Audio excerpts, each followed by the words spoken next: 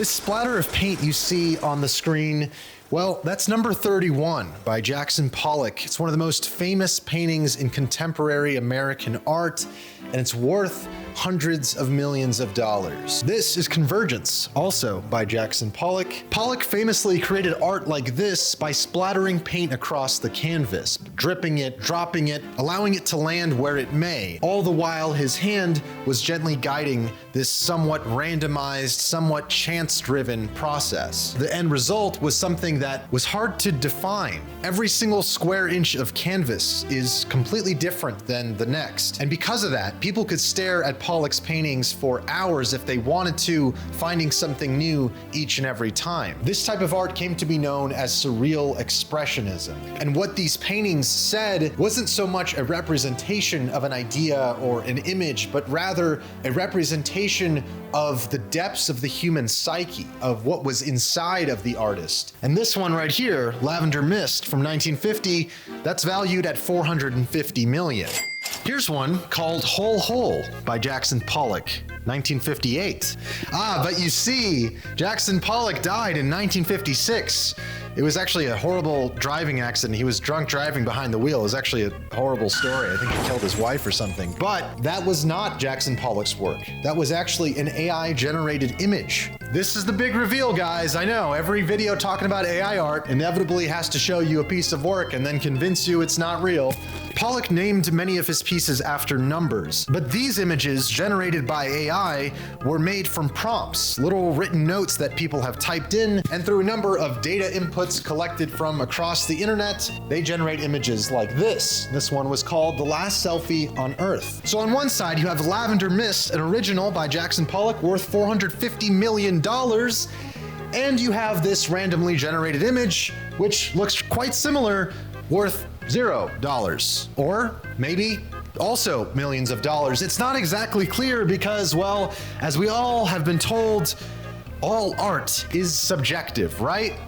Well, actually, no, I disagree with that. I think AI art challenges this notion and this belief because if all art is subjective, there's no reason this one shouldn't also be worth hundreds of millions of dollars. So if art really is subjective and we're making quantum bits of information every single day that are going to generate even more art and more masterpieces comparable to Van Gogh, Pollock, and Picasso, every great you can think of, then where does the value from art come from? I don't think we have to look too far, but we do have to go back to the basics to understand the objective, true value of art. This is the Fibonacci sequence. This is a mathematical sequence that grows with each additional prompt it's given, and it can scale almost infinitely because of that, because of this perfect spiral design. I just ran to the backyard to grab one of these, which is a snail shell. It's a commonly used reference point for the Fibonacci sequence, aka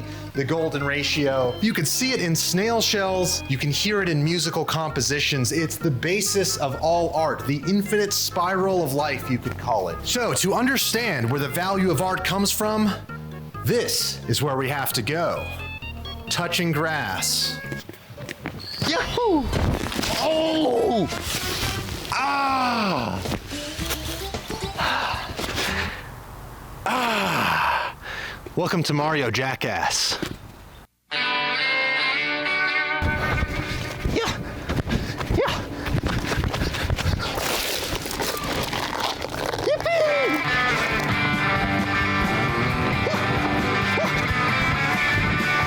Ooh! Oh! Yahoo! You shall now be found.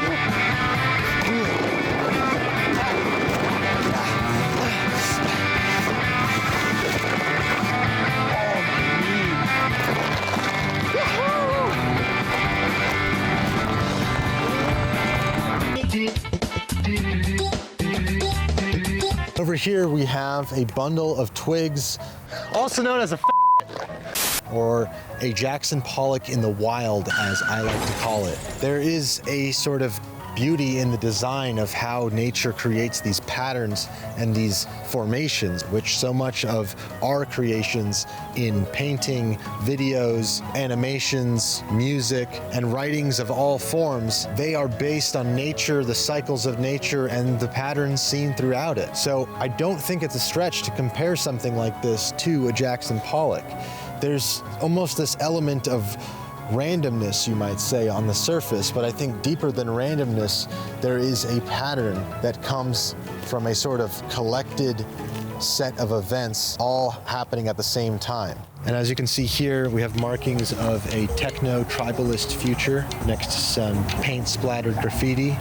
Here we have another Jackson Pollock in the wild. In this case, it's a collection of several different people spray painting the side of this freeway column. The paint runs many layers deep, covering up a previous person's image. There's no telling exactly how many were involved in the making of this, but it is a collaboration nonetheless, and thus no one could have possibly predicted each and every step of the making of this mural. There's an element of that collective conscious being expressed through the paint strokes of each person that contributed to this piece. It's hard to convey the beauty of nature through a camera. You kind of just have to be there. When looking into AI art, we're looking deep within ourselves and within the collective human expression. This is only portrayed with data points and raw information, not with the pure emotions themselves. It's easy to make something that looks aesthetically pleasing, but it's impossible to recreate something that has a soul. There's a beauty in all of this creation, but that beauty is only appreciated by the observer. All right, so I was passing by these guys in the woods here, and I just wanted to ask what you think about AI art. How does it make you feel?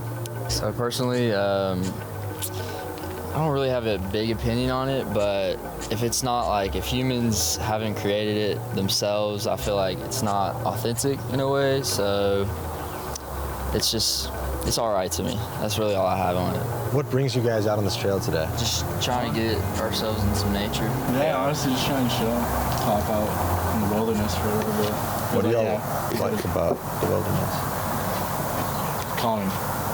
Relaxing. I mean, you can't hear anything right now except birds, nature. A couple cars, but just down the street. We're also capable of building stones in this arrangement where it's a freeway with giant columns. You might say art is subjective, but I don't think every creation is equally good. I think we could do a lot better than this sometimes. In nature, you could see the start of a new life, the end of a previous one, a new world, a dying one. You see these all throughout where man's creation and nature's creation clash. Austin's one of these special cities where there is this balance of nature and civilization, but it's a balance and risk of being completely tipped over to the side of technology and construction and apartments and cars and these things that leave no room for nature. I think something like this is worth preserving because it inspires the soul. Just coming out here and walking, I feel good. I feel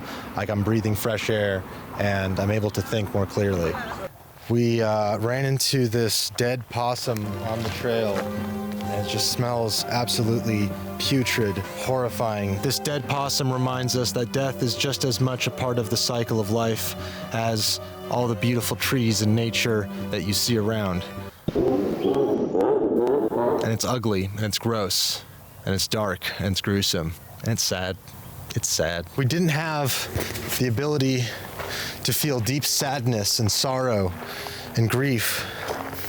We couldn't appreciate the beauty, the light, and the joy that's all around us. There's some people singing over there in the forest. And I want French fries with gravy. Let's keep going.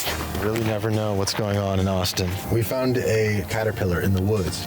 There's an entire cosmos within our world created by the greatest artist of all, the collective unconscious pattern of God, expressed by human emotions and artistic creations. Much like this caterpillar will blossom into a beautiful butterfly, the spark of human creativity has blossomed into art movements, music, and every other form of expression that's changed and reinvented itself over time. I think if we look to our natural world around around us, we can see the beauty of a natural art that you could say is the basis of all art. We're the only beings that are aware of our own existence.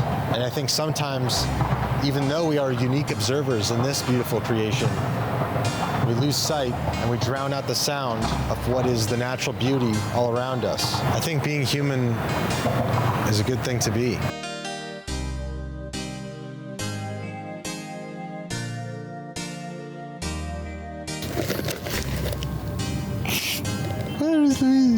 Where's Peach? They're all gone. They became portraits. Hey, I replaced my own fucking castle.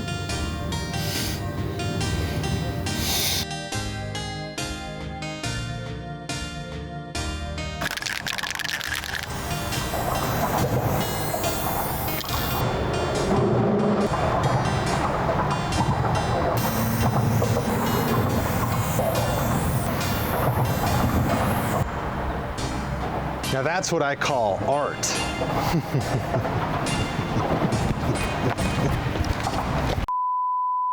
Finally, some real coins. Wait a second. Hold on. These are not real. These are fake coins. Who put fake coins here? Okay, I don't know what else to say. That's it.